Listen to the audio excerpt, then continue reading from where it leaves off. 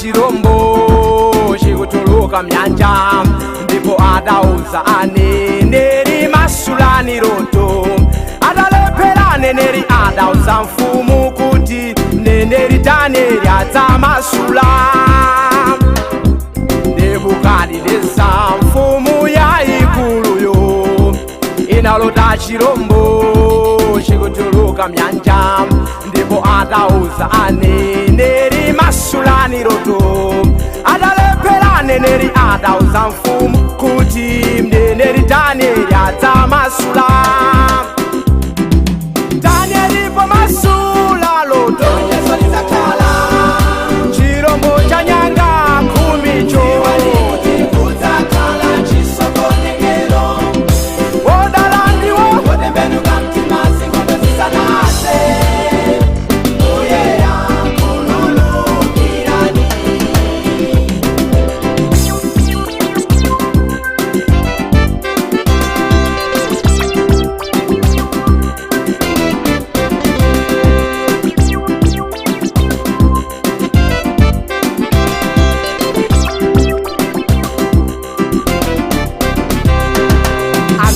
kulanga musaope konseyi sadzalekerera mulungu wakumwamba.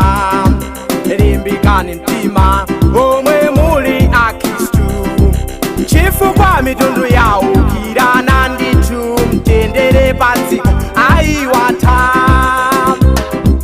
Anthu afuko langa musaope konseyi sadzalekerera mulungu wakumwamba. Limbikani mtima omwe muli a Khristu, chifukwa mitundu yaukirana ndithu mtendere padziko ayiwatha. Danieli pomasula loto chirombo cha nyanga kumicho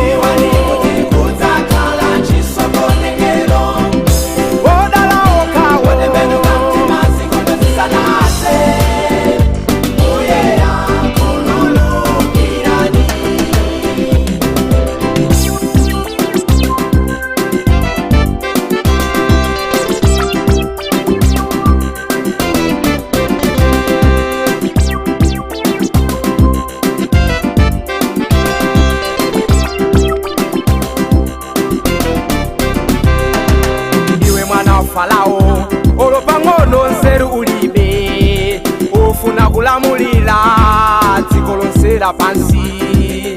Cholinga chako uzifanana ndi chauta wakumwamba. Ayi mwana Farao sizitheka ndithu, mulungu wakumwamba atiteteza. Iwe mwana Farao olopang'ono nzeru ulibe, ufuna kulamulira dziko lonse lapansi. Cholinga chako uzifana ndi chauta wakumwamba.